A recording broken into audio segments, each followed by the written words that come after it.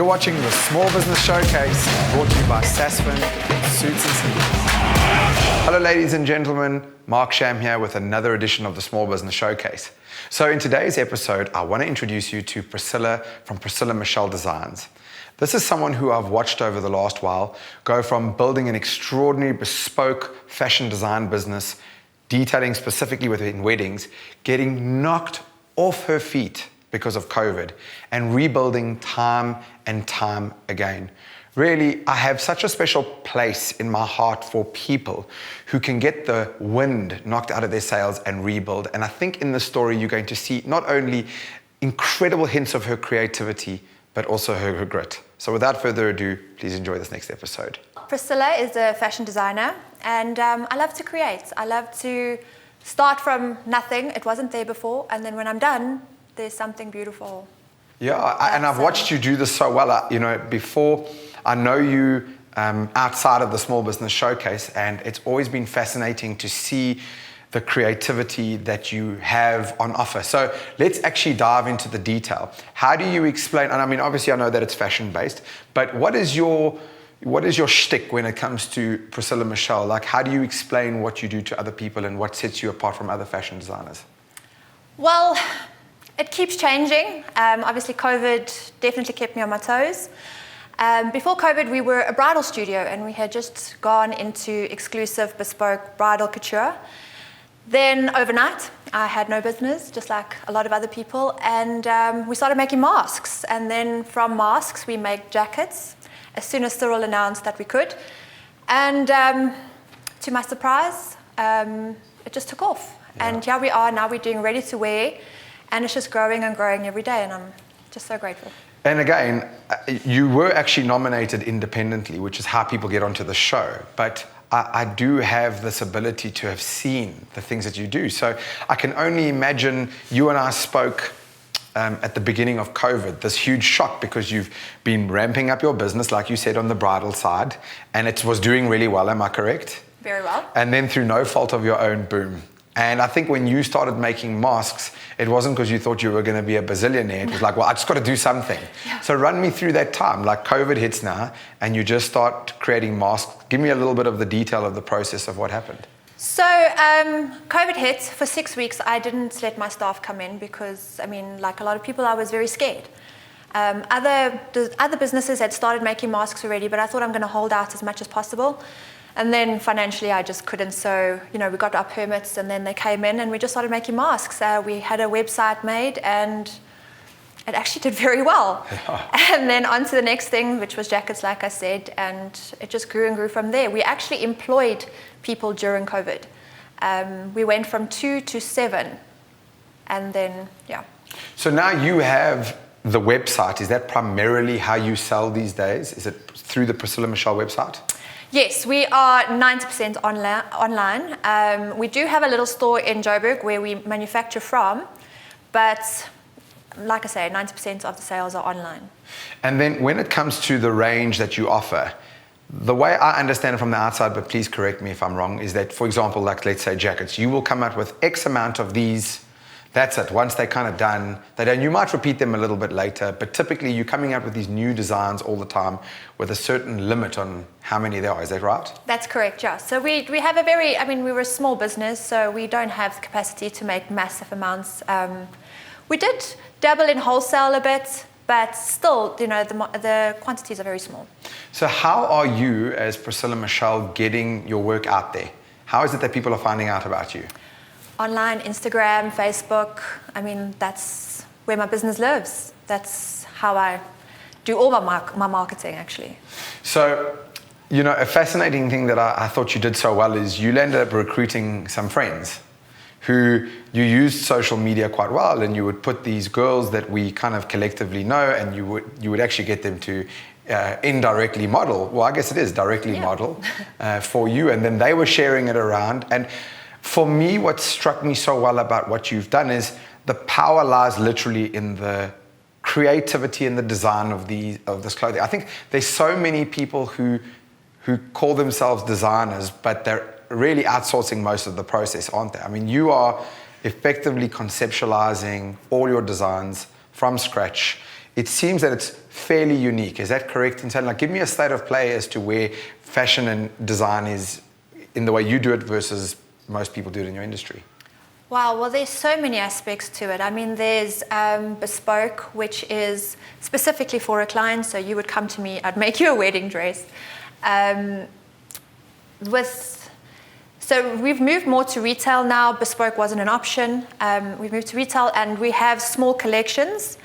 To be honest with you, Mark, I'm still figuring it out. Like, I was thrown into the deep end with COVID, and I'm still trying to decide where the business needs to go. Now we are looking at, expanding, maybe doing a little bit of wholesale as well. But yeah, there's no template for fashion design. There's just so many ranges. So from a pricing perspective, how are you positioning your brand? Do you fit into the luxury space, or how do you position to other people, and where do you sit when it comes to pricing? Well, look, I'm not Gertja and Kutsia, definitely not that kind of pricing, but it's not what you're going to find at H&M either. So somewhere in between, we're sitting there. It is designer, and I think people need to also understand that. We literally get the order and we make it just for you. So it is going to be a little bit more expensive than what you find normally in stores. But from a sales perspective, it looks like it's gone nuts. And I know social media can be quite deceiving.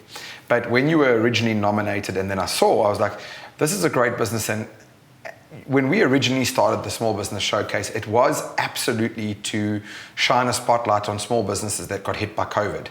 But I think it's extended beyond that. But the truth is that you were hit by COVID, but the end result of what happened, do you feel like you're in a better place now than you were before? Do you feel like the future is brighter than ever? Like, give me a thought into your mentality about where you're at and where you're going.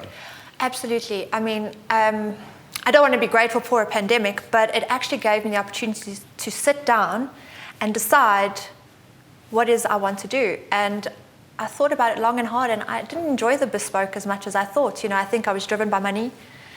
And with COVID, it kind of gave me the opportunity to sit down and think, okay, where do you want to take the brand and what do you want to do? And now that's where I'm headed. Yes. So it's an online, ready-to-wear brand. Still fairly unique. But, with bespoke, it's higher priced. Obviously, this is not bespoke, so quantity does play a role. So let's talk quantity then. Do you have like an average number when you create a new line? Is there a give or take an average number of units for each line, give or take? About 20 max. And that's not all styles. So now we're moving into small local factories as opposed to manufacturing on site. And those quantities are about 20. You can't go lower than that. But it's still fairly unique. It's Which then, 20 of anything is 20, really low. Yes, and that's per style. And then once we're done with that style, we move on to the next one just to keep it fresh. And yes. Yeah. Do you get lots of callbacks for older styles that were very popular? We do. So what makes you bring back a style or a line that you ran a while ago? Is it just eventually like, it's time, we'll do it, enough time's passed, or how do you see it? It depends on my mood, to be honest. But also the availability of the fabric, and was it easy to do? Did we make enough money off of it? All of those factors. So yes. The loungewear, people have just been going bananas over the loungewear. So that will continue to do as long as people are buying. But obviously updating fabrics and styles. But yeah, that's doing really well. What is the state of play when it comes to fashion design in South Africa in general? Are there lots of people like you doing this, like what you're doing? Are there as many people doing it literally from the beginning, like coming up with the designs, actually producing it or manufacturing it? Tell me a little bit about your factory. Just run me through some of your pros. Like, what is the state of play? Yes, there are lots of people doing it. So, state of play, like day to day. Yeah, like in your industry, because what I'm getting at is that I find a lot of people will say, like, what I found you to be, like, you are literally designing it from scratch and you've actually got your own little factory. So tell me a little bit about the factory, for example. Okay, so the factory, we did hire people during COVID, but now we've let them go, but I sold them my machines so that they can still work and they're still working not for me, but independently. Yes. Yeah, they're for contracting me. then. They're contracting for me. So, this also gave me freedom from the salaries, which were sometimes a big pressure. Yes, but enabled them to earn a living. Enabled them to earn a living, and it works better because they're more motivated. They're getting paid per garment, so it works better for everybody. Yes. Yes, so I do all the patterns. I do the designing the patterns. Then we do a sample. Once the sample is perfect, then we can do a mini production on that. Wow. So where to from here for you? Oh, well, I'm quite a dreamer, so definitely want to start sending overseas. I mean, obviously once we get our production sorted, we're just transitioning now, but let's say in 5 years, that's definitely where I want to be, shipping all over the world. So give me an idea of how you would go about doing that. Right? How do you see in your line of work you going a bit global? I think COVID has certainly created a bit more of globalization. It was happening anyway. It sped that process up. So people are more willing to work remotely, work with other people in other countries because they're working remotely. I think that's opened up. But how do you see yourself going about trying to attack a global market? I'm just curious to try to get a bit of insight into your headspace. Yeah, well, I'm focusing on my creativity. Although my business survived COVID and I was good at transitioning very quickly and changing feet in the air to stay relevant, I do look back and think I played it very safe, and maybe that's what was needed. But going forward, I'm looking to open up this creativity and not be scared to be criticized or just step into that creativity. And that's what I'm busy with a collection now. It might take a week or two, but you'll see it's going to be very unique things. And then just keep pushing with that, I guess. Do you feel like you can could you teach a monkey like me to do what you do? No. How much of it is raw talent that then gets fostered, and how much of it can be taught? How do you see that balance? It's hard work, so you gotta love it. If you love it, then you'll find, you'll get the hang of it. But I mean, it's very intensive and very physical. I mean, some days I'm on my feet the whole day just drafting patterns, and you're thinking at the same time. I'm not a mathematical person, but there's so much maths involved in patterns. Of course. And it's frustrating, and there's parts of it that I hate. But at the end of the day, when I see the finished thing, that drives me. So if you love it, you can do it. I mean, I suppose anyone can be taught anything, but like I say, it's a lot of work, so you're going to need the passion. I got you. So just before we close up, I'd love to just hear about some of the lessons that you learned in the last year and a bit, through COVID, through everything. I often say to people who aren't entrepreneurs that it's not about trying to place us better than someone who works for a boss. It's not a comparison. But what I do try to say to people is, I just don't think you appreciate how hard it is to run a business, because you are, in your case, CEO, tea lady, designer, marketer, and not only juggling all of these things which require different skills, but you're trying to do them at the same time, while keep yourself alive, while grow the business, while then start to employ other people, and then there's a whole bunch more. So I would love to just hear from you maybe one or two key takeouts with some of the things that you learned in the last year, especially post-COVID. So first of all, I want to say I don't see myself as a natural-born entrepreneur. Everything that I've done, I've had to fight for. I look at some people and things just seem so easy for them. But me, I literally have to knock my head and be like, oh, okay, I won't do that again.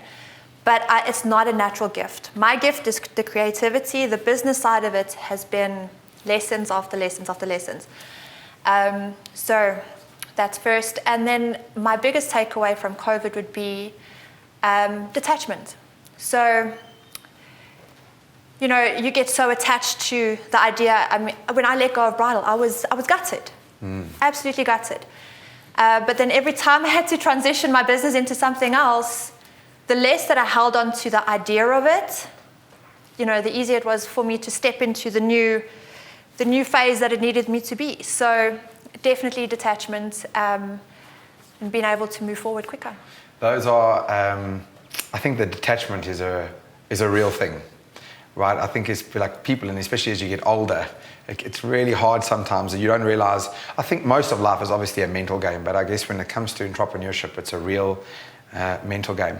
So what I want to do is, I want to congratulate you and then give you the last word, because where I've watched, what I've so appreciated about your journey, and I'm lucky in this instant just to know a lot about your journey, and then I've watched like everybody else has from a social and digital perspective, is that, to your point, you have managed to get up every single time. And I know, because I kind of know you personally, that sometimes you take things really to heart, you get wound up about these things, but then somehow tomorrow you get up and you go again. And there is something to that, right? And I think anybody who criticizes someone for taking something personally when it's their baby, they don't understand, right? You're attached to this for good reason. It's also hard to, the attachment comes from the care that you have.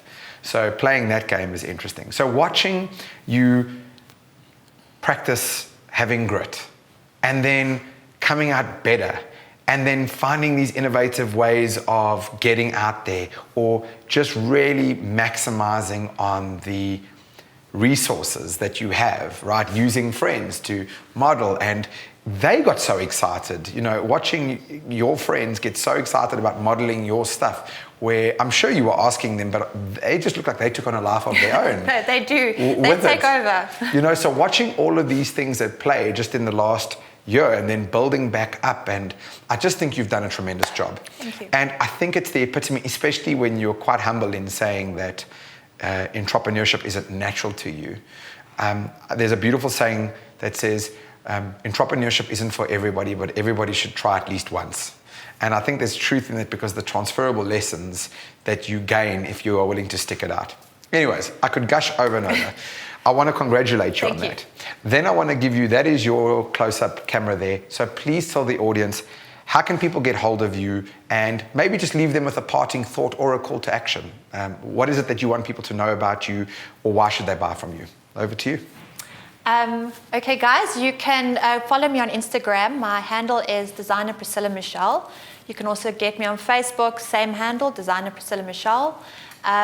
We've got something very exciting coming soon. We're going to start doing ladies' suits, and a new collection, like I was explaining, that we're really excited about. So please check us out. I just want to take this opportunity to give a big love to Sasfin for helping us put the Small Business Showcase together. Literally, without them, none of this would be possible. So here's what I'd like from you. Number one, please support these small businesses. A really easy way to do this is just to like and share this video so that more people can see this. And if you have a small business that you'd like to nominate because you've dealt with them and you love it, please let us know. Get in touch. Chat to you soon.